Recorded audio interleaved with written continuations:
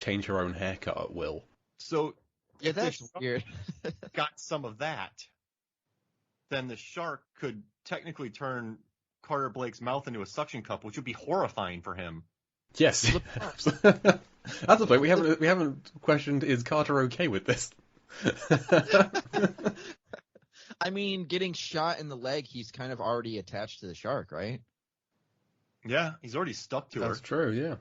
Yeah, I mean, as long as he doesn't get knocked off, which we know he does, but if he didn't, at that point he's already kind of stuck there. Maybe that's where the suction cup eventually, like, his head just starts to flatten out and evolution starts taking place. You know what I mean? Yeah. I would love a montage where it's just people, let me tell you about my best friend. And he's stuck to her, and then she whaps a boat and he falls off, and then she realizes it 50 yards later. She has to go back and get him. Yeah, just to pick him up. I mean, I think if the other sharks were still alive at this point, then there would be more sharks. They could form like their own like shark lab, maybe like do some kind of scientific experiments, try to figure out more things, how to get smarter, how to become magical, Yeah. like that. And then eventually, hopefully not enslave the human race to become remora fish, but who knows at that point. They would call it, what, Make-A-Wish? Make-A-Wish. Yeah, the foundation. Yeah. To be really smart. That's all they want. I want clipboards. I want eyeglasses, lab coats. Do you think their lab would be at the bottom of the sea, like the sea floor? Well, I mean, Aquatica has gotten lower over the course of the film, so it's closer to the seafloor, so maybe they'll just keep using Aquatica. Oh, that's true. It's flooded now. They can go in there. Would they use beakers?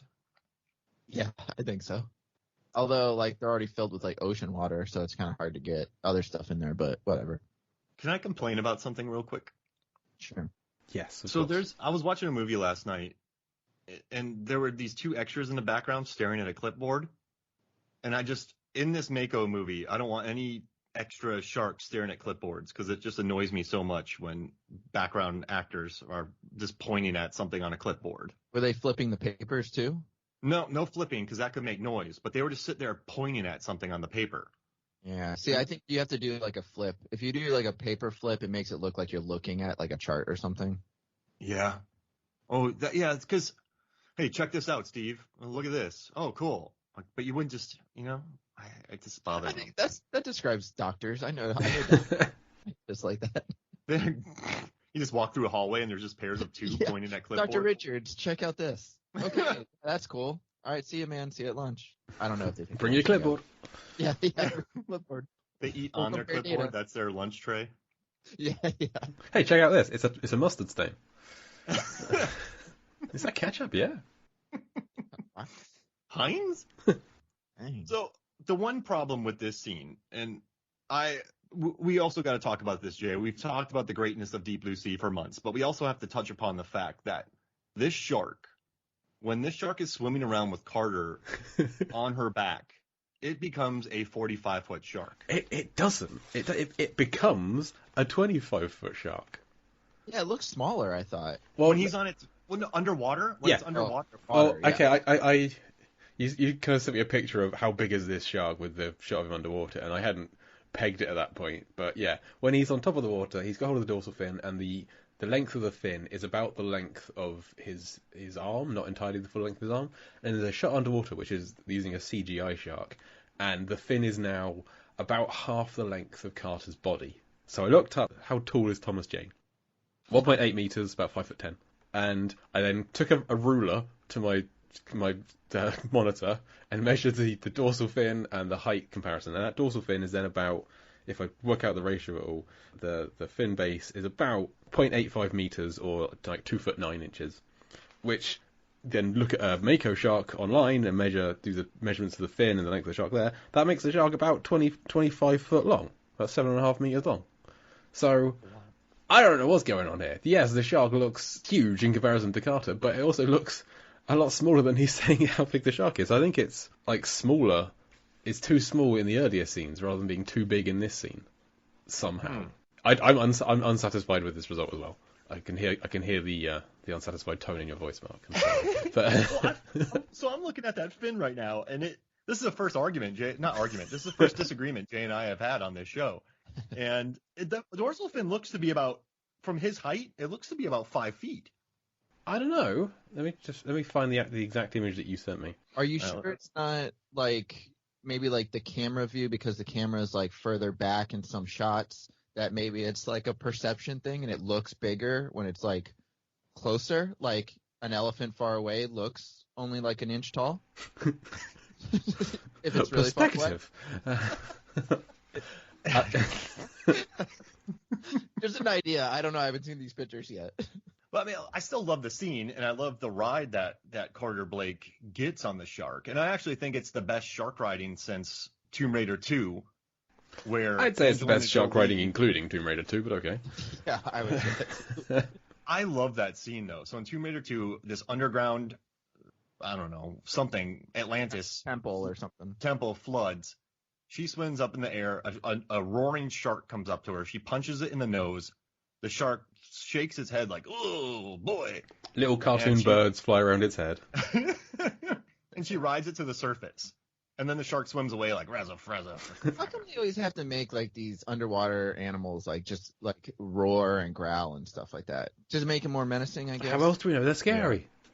I guess, because did you see 47 Meters Down? I love that movie. No, the sequel. What was that? Yeah, I love that one too. Uncaged. I just bought it for $5. Thank you, Paige. But it had that fish that like screamed, and I thought that was weird. I don't remember a screaming fish. There was a screaming fish in it, and I was like, that's weird. All I can remember is the sharks look like the creatures from The Descent, and that's what makes me very happy. I love The Descent. They couldn't see. Okay, so I'm looking at the pictures. Yeah, it looks a lot bigger in this view. But it's like not when he's riding it above the ocean, like when it has that shot down. Yeah, there's a huge size discrepancy between the mechanical shark he rides on the surface and the CGI shark he's riding underwater somehow. But also when you look down through water, sometimes there's a little bit of distortion. So. Yeah. But the camera's also underwater. I like the train of thought, but no. You know what I like about Robert? He leaves no stone unturned. Like, we're going to go through. We've got to explore from every angle. Literally, every angle. It's bad. But yeah, I just want to touch on that because that shark down there looks to be just a monster underwater. Oh, I got one more idea though. Oh. You know how have you ever, when you were a kid and you had those little things that you would put in the water and then overnight they would grow, like those little spongy, and then to like a dinosaur or whatever it was, like an animal. Mm-hmm. Maybe Thomas Jane is like that in real life. He's a shrink eating. So he shrinks in water? That's why the shark looks bigger? Yeah, he shrinks in water. It's like the opposite. He shrinks in water, and then when it gets towards the top, he expands. Well, he's been sweating a lot throughout the film. So he's got a lot of salt in him. So maybe he's starting to dissolve. Whoa.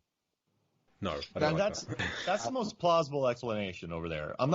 This isn't a fault of the movie. It's actually that Carter shrinks when he goes deep underwater. If they cast somebody other than Thomas Jane, maybe they wouldn't have had this issue, but maybe that's like a known thing for Thomas Jane. That's why they got rid of Daniel Stern. He was too big. So the fact that he's been shrinking, it makes Preacher hitting him with the spear gun even more terrible. It's a tiny little Thomas Jane at that point. He still manages to get him in the thigh. The best part he's about a preacher. He's probably, he's never fired a spear gun before. Yeah, absolutely. No shame on Preacher at all. The fact that he hits the shark at all is incredible. Like from that distance, he's that wounded. He has just somehow crawled an incredible distance in a very short amount of time. It has been, by my count, 124 seconds since Susan cut her hand and jumped into the water, which is the earliest that Preacher could have thought, hang on, I might be needed here. So he could have had to start crawling at that point. Do you think Preacher has ever fired a gun before? Well, any gun, like even a BB, like when he was a kid. Oh yeah, he's a huge Christmas Story fan. Oh, okay. Yeah. Well, yeah, he knows to go for the eye. He knows to shoot the eye out. He did that in the previous earlier chapter. He took out the eye of the shark. So, yeah. And he did cock the spear gun. Did he need to?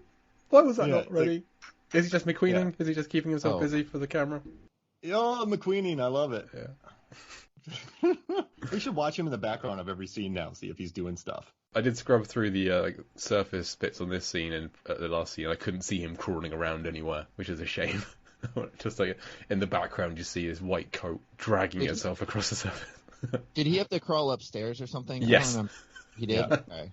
Damn. He's in an elevated position, and a minute and 19 seconds into this, you see a bit more of where he is, and there's at least a flight of stairs and a walkway, and it's all uneven terrain. When Thomas Jane and Saffron Burrows set off, they were like vaulting over fences and things to get to where they had to go. This has been an arduous climb. Well, maybe Preacher did that, and then at the very end, he got really exhausted and then fell and then crawled the last 3 steps. Maybe. I could see that. I cut my finger the other day, and I didn't want to run, so I'm really impressed with his. You took an 8-hour rest and stuff. Yeah. Just Hey, I'm gonna go take a nap.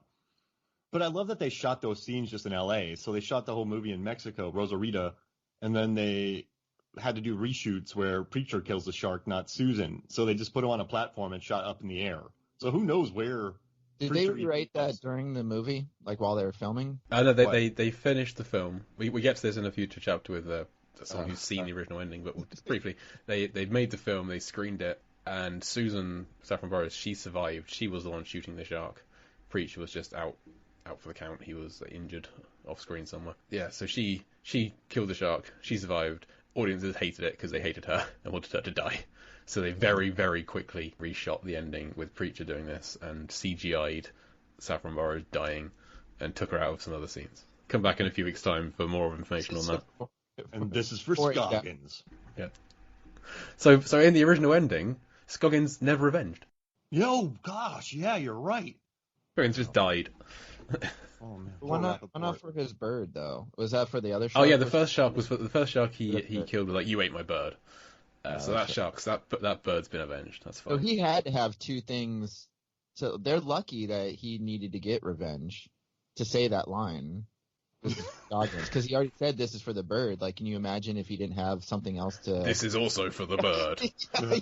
This is for my saucepans. You ate my cake.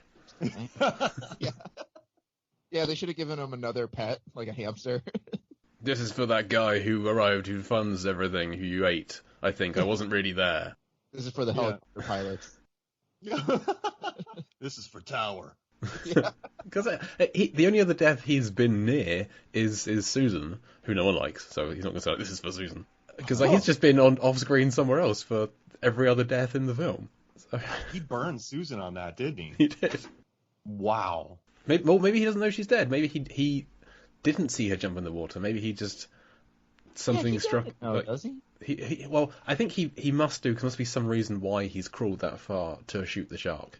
Because he was unconscious. The last time we saw him, Susan was telling Carter he'll be fine if we get out of here, if we get back to safety. And then, do you think Preacher's like a shark where he can also smell blood from far away? And then Whoa. Susan cut her hand and he's like, hang on. Wait, isn't that what happens? He opens one eye. Yeah. Oh yeah, that's true. Hey Robert, have you ever woken up from massive blood loss with just one eye open? Yeah. Is that a call to the shark? Yeah. You got injured? Yeah. By doing that? Well, they say that sharks open. close their eyes when they start hunting.